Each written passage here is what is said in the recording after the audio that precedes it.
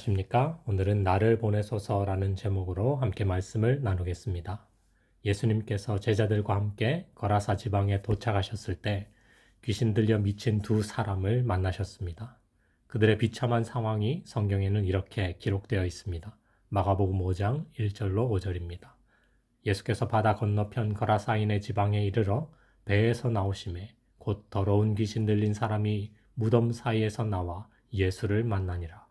그 사람은 무덤 사이에 거처하는데 이제는 아무나 쇠사슬로도 맬 수 없게 되었으니 이는 여러 번 고랑과 쇠사슬에 매었어도 쇠사슬을 끊고 고랑을 깨뜨렸음이로라.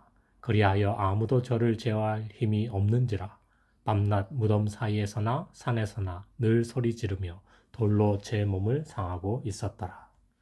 너무나 강력하게 사단의 지배를 받고 있었기 때문에 이 귀신 들려 미친 사람들은 스스로의 노력으로도 다른 사람의 도움으로도 자신들의 절망적인 상황을 벗어날 수 없었습니다. 벌써 오랫동안 이 사람들은 짐승처럼 살아왔습니다. 그들은 이웃 사람들에게는 물론 가족들로부터도 버림을 받았습니다. 처음에는 사람들이 그들을 불쌍하게 여겼습니다. 어떻게 해서든 제정신으로 돌아오게 하려고 여러 가지 노력을 기울였습니다. 그러나 이제는 모두가 포기한 상태였습니다. 아무도 그들의 곁에 가려고 하지 않았습니다. 그러나 예수께서 그들 앞에 서셨을 때 그들의 삶에 다시 희망의 빗줄기가 비쳤습니다. 예수께서는 그들을 올가매고 있는 사단의 사슬을 끊어버릴 수 있는 유일한 분이셨습니다.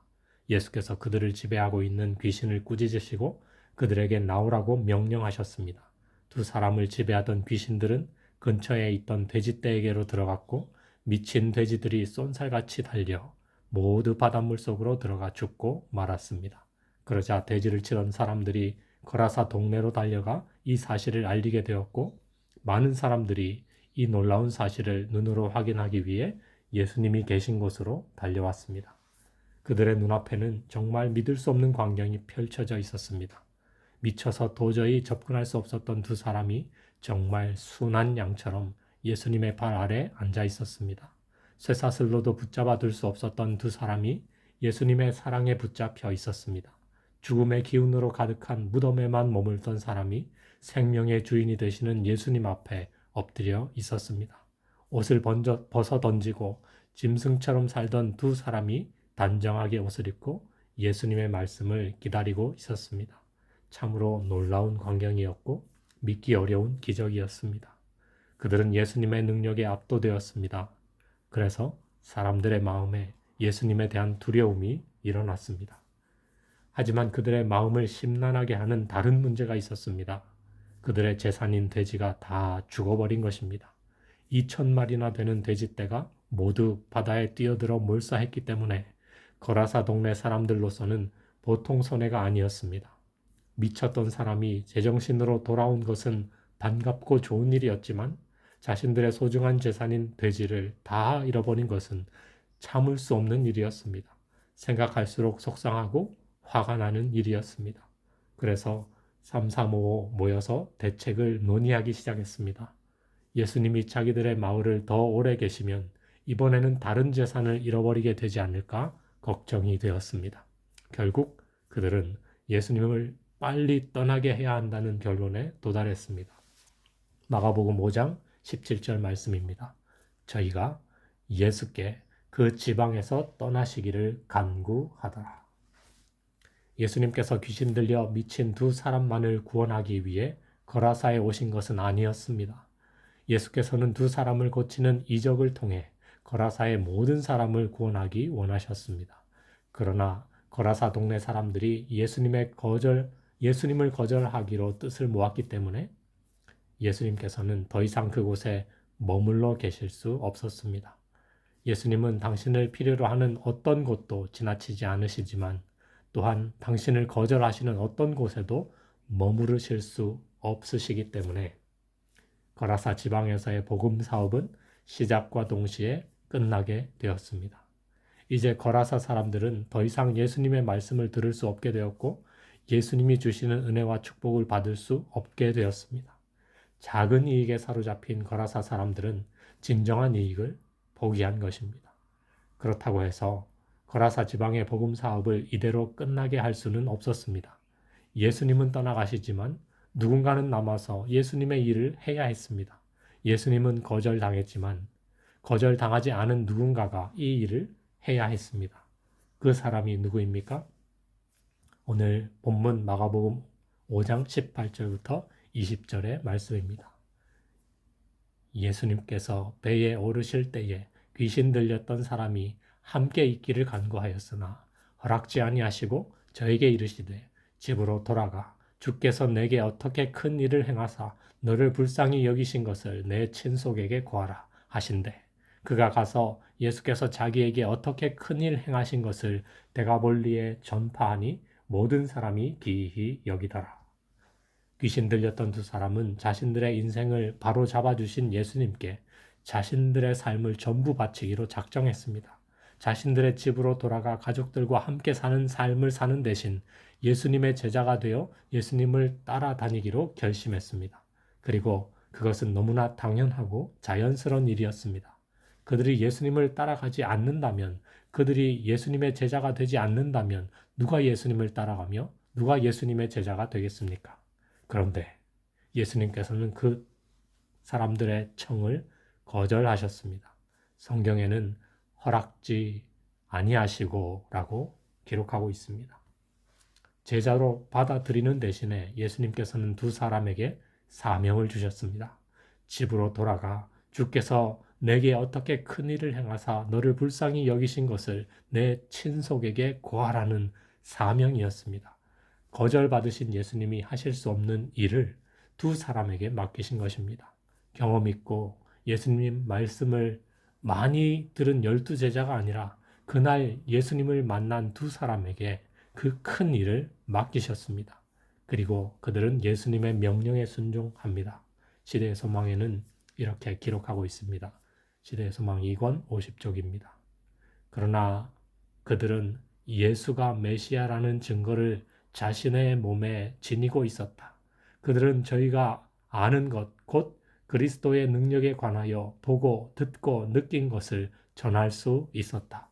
이것은 하나님의 은혜로 마음의 감동을 받은 사람이 각기 행할 수 있는 일이다. 오늘 우리가 사는 이 세상이 바로 거라사입니다. 수많은 사람들이 사단의 지배를 받아 하나님의 집을 떠나 무덤 사이에 살며 벌거벗은 수치를 드러내 보이고 있습니다.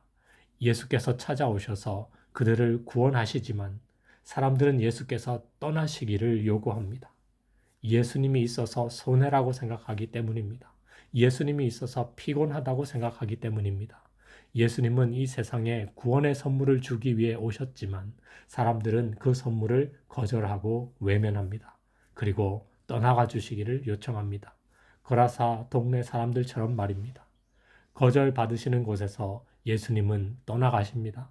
그러나 예수님께서는 누군가가 남아 예수님의 일을 계속하기를 원하십니다. 누군가가 남아 예수님이 하신 일을 증거하여 마침내 사람들로 하여금 예수님께로 돌아오게 하는 일을 하기를 원하십니다. 누가 그 일을 해야 할까요? 많이 배운 사람입니까? 오래 믿은 사람입니까? 책임 있는 사람입니까? 아닙니다. 예수님을 만난 내가 그 일을 해야 합니다. 오늘 예수님을 만난 내가 해야 합니다. 오늘 예수님의 은혜를 경험한 내가 해야 합니다.